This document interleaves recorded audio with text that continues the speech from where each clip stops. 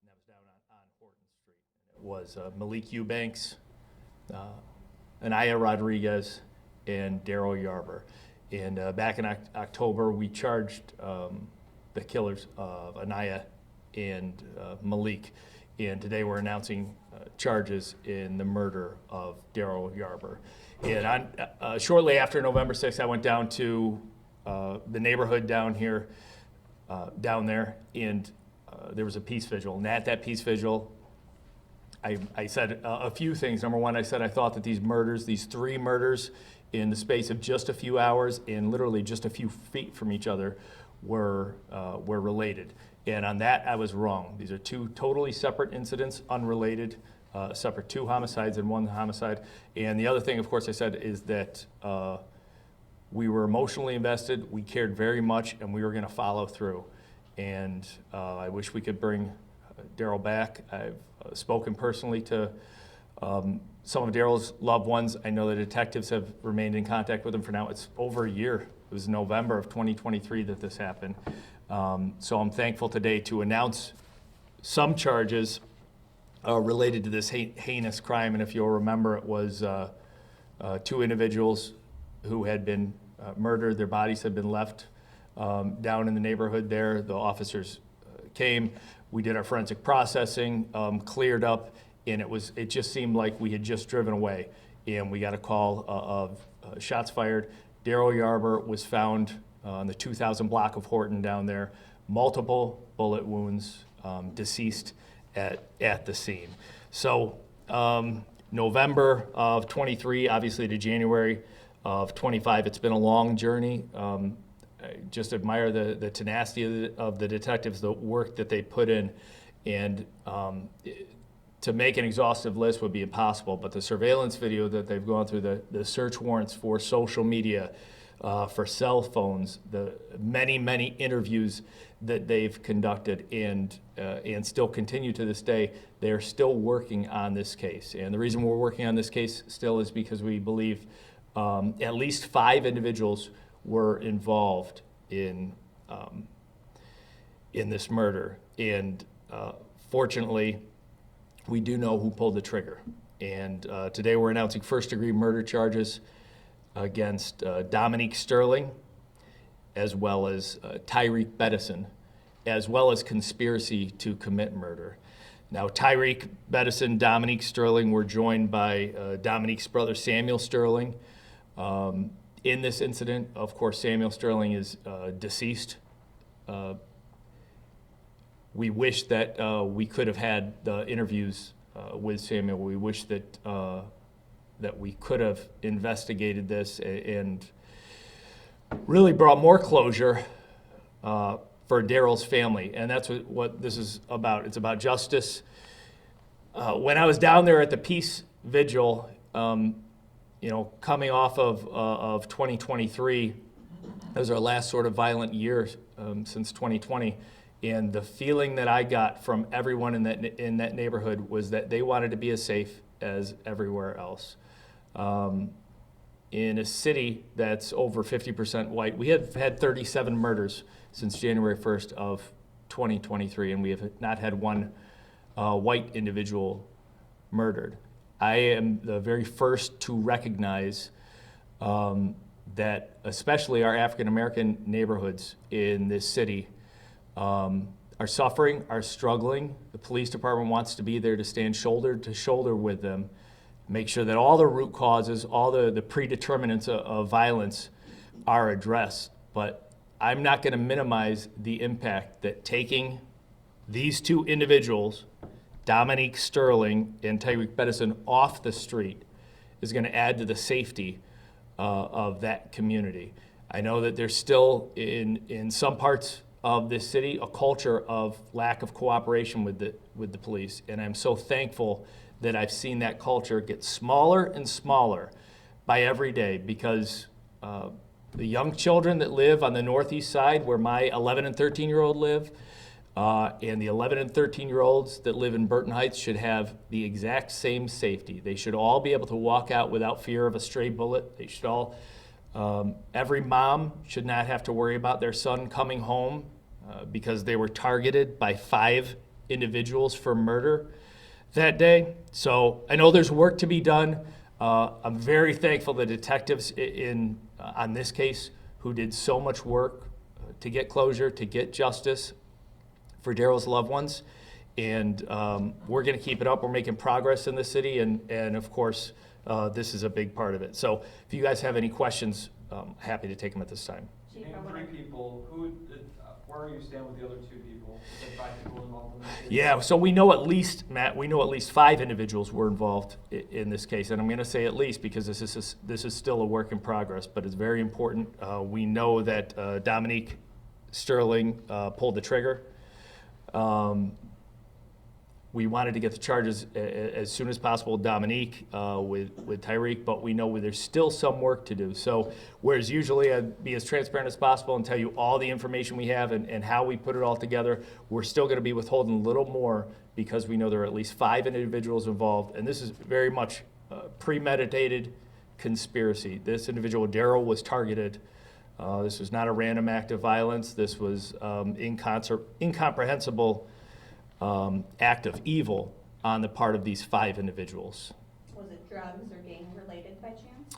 Well, by definition, I suppose you could say it was gang related, but I believe the motivation that we have at this time is a very long-standing dispute with these individuals that, Megan, if it was between me and you, it would be something that we could shake hands and forget about. But what we've seen over and over, especially in murders of young people, is motives that just don't rise to the level of physical violence, much less murder. And I'm sure that the details will come out in court, but at this point in time, I could say was absolutely no good reason for Darryl to be killed. Obviously, this has been a whole. Oh, sorry.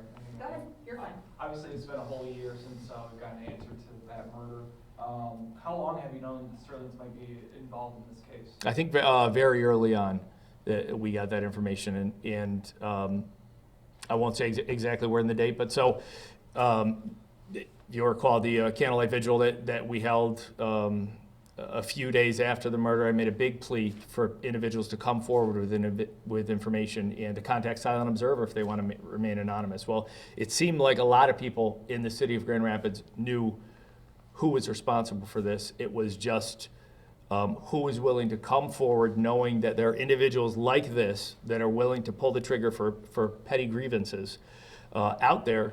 Potentially who could take revenge, or potentially who could target violence against somebody coming forward. So it's a struggle that we face not only in this murder, but others, as I've spoken to you guys before, asking for help. But I think the Sterling's name came about very early on in this investigation. So I said Sterling's, so was Samuel still alive at the time? You know what, I'm sure he was, yeah. He was there at the time of the shooting. That is correct. Yes, Samuel Sterling was there, correct. Was that an indication? I'm sorry, I'm going to tie the two now. Yeah, go ahead. They're all connected.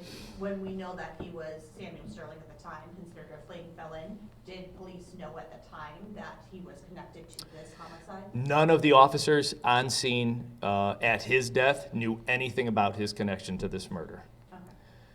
Okay. Can you Now, get into any details of his role in this, since he is deceased? Well, as I said, yeah. Obviously, he's deceased, so we're not looking at charging him. That's an impossibility. However, he was present. He was in the vehicle with his brother, who actually pulled the trigger. He was part of the conspiracy with at least these 5 individuals, so that means part of the planning to target and execute Darryl. As far as that, there's probably going to be some information we'll probably never know because he's deceased. Did you ever have a suspect in custody for a different potential incident? It might have been a homicide that's now connected to this one. Well, I'll tell you, both of these individuals are actually currently in custody for other incidents connected, if that helps answer the question. Yes. And that might be your answer, yeah. Which, that's happened in a few homicide investigations since I've been here, and individuals in custody in either jail or prison for something else. We know that they're a possible offender in this case, and it gives us a little bit more breathing room to make sure that all our T's are crossed, all our I's are dotted. And certainly this is the case when this individual, it sounds like from what I've heard just anecdotally from rumors in the street, that there were a lot of people that were afraid of these individuals. Mm-hmm. And those 2 have been in custody for a while now, so Right. haven't been pressed to Right, What although- is the community? Yeah, it's one less stress, but even when that is the case, we're certainly I mean, in this case, I've been contacted a few times recently by the family of Darryl, and that's just as important to us. I mean, clearly, the safety of others, extremely important, but I think it's incomprehensible to think of the pain that this family has gone through, and a lot of people that love Darryl very much, and they want those answers, and they wanted to hear the good news, and I'm sure they'll see this covered today. We did reach out to the family, meet with them, and talk to them today, so they had a heads up before you guys did, but it's very important. Like I say, we can't bring Darryl back, but we can bring a sense of justice. We can let the families know how much we care, that this has been something we have not forgotten about for well over a year. We know that they haven't forgotten about Darryl, and we haven't either. Do either of these suspects in custody right now have priors? But I believe both of them have priors, and certainly Dominique is a convicted felon, I believe, certainly prohibited from carrying a firearm. So just the fact that he was carrying a handgun in this case would be an additional felony. So, yeah, I don't think a life of crime is new to either of these young men. What were they arrested for initially? Why are they currently Yeah. housed? You know what, I'm not sure. I don't have that information. You guys would probably be able to find out just as fast as me. Obviously, you kind of had an idea early on about the Sterlings. Was it the same with Tyreek as well? I'm not sure exactly when Tyreek was identified, but I think the silent observer tips, which have been key to getting us going on a lot of these murders, and they're very helpful. But oftentimes, what happens is when we put that call out, we'll just get phone calls of, "Hey, Tyreek was involved," and that's all we have to work on. So it's nothing really that we can act upon until there's actually information to corroborate and to move forward. But so I'm not sure. Obviously, you mentioned that there's a long list of people that have helped with this case. Yeah. Obviously, it took a year. Was there anything where it's like, yes, let's move forward with the charges? I think just incrementally, it was just slow and steady wins the race. Just keep on going. I know the detectives ran into a lot of roadblocks, and just their tenacity and never giving up and moving forward. And the family, as I said, has reached out to me and just said, especially in October when we charged the other two homicides that happened on November 6th, they just reached out, don't forget about Darryl. And I just had to keep assuring them I don't like to use the term cold case, because it kind of sends an idea that, we've forgotten about it. We don't forget. And if there's any work to be done, we keep on moving forward. And even in those cases where we think we've exhausted everything, we're continually looking back and saying, is there something else we can do now? Is there some technology that's changed? Is there some new witness that can come forward? So this was the case of just persistence. The other individuals involved, have you ID'd them and you're just still looking for them, or are you still looking to ID? We're still looking to identify them. We have some, obviously, evidence to go on, and I'd like to say we're moving in the right direction. I am happy that Dominique, certainly of everyone, since he, in fact, did pull the trigger. I'm glad that he's off the street. I'm glad the charge has been placed against him, but we certainly will look to identify and charge the remaining conspirators as well. To clarify, he was the only one to pull the trigger. That's correct. Okay, just Right. making sure. You know how old Dominique is? I don't. I know he's an adult. Yeah. Anything Those else? guns, Yeah. any connection? Do Those you know what guns. these guns came from? If any of them have been traced back to? The only information I have is that they weren't possessed legally. Obviously, we know the kind of gun it was, but I don't have that information to share at this time. Okay. Sorry. Gun, Yeah. handgun, Yeah, handgun. Yep. I Anything do else? know, we had been chatting, that the family had been in contact with you, even Yeah. a month ago, you guys were meeting with them on a Friday. Yeah. And it's hard for families sometimes when they don't see the in front of you Yeah. investigation. Oh, right? yeah. And some of it also is difficult because you're talking to maybe mom and dad, but not cousins, let's Yep. say. Oh, yeah. What do you want to say to families tonight that are like Darryl's family? I- That basically you guys are still working these cases? Yeah, and this isn't, obviously, Darryl's not the only homicide case that remained open. We are not forgetting. We're not giving up. We want justice. We want closure for every family that lost a loved one to murder. We care very much. I mean, it's tough. You said it very well. A lot of times the families don't see, and they can't see what we're doing because we're not going to tell a loved one that, we're waiting for a search warrant to come back on this specific piece of evidence because as well-intentioned as they are, they say one bit of non-public information to the wrong person. It could wind up on social media. It could really destroy the integrity of the case. So it's difficult. So I actually have a mom of a homicide victim coming in at 3 today. Loved ones of victims who have gone through this, they're always welcome here at the Grand Rapids Police Department. They're always welcome in my office to talk to them. And it is helpful just for me to reassure them. I can't tell you the details, but I can tell you I care very much. The detective team, super professional. Most of my career back in Chicago came through the detective world. And I've just been blown away by the professionalism and effectiveness of this group here. If my loved one was a victim of a crime, I would want the Grand Rapids Police detectives to investigate it. And so just reassuring the family, we care. We will not forget their loved ones, and we're going to do everything we can. How do you know the Sterlings were together? Information is that'll all come out in court. Great question. But that's information that we're not quite ready to make public yet, all of the details around it. And part of that is because, like I said, there's a few individuals that are still outstanding, which we need to identify and arrest. They were brothers, correct? That's correct. Okay. Right. There was some indication at one point that it was uncle and My, nephew. my understanding is they're brothers, and that's, Okay. yeah. Yeah. Anybody else got anything? I appreciate you guys taking the time to come out in the cold and talk to me. Thank you. Thanks.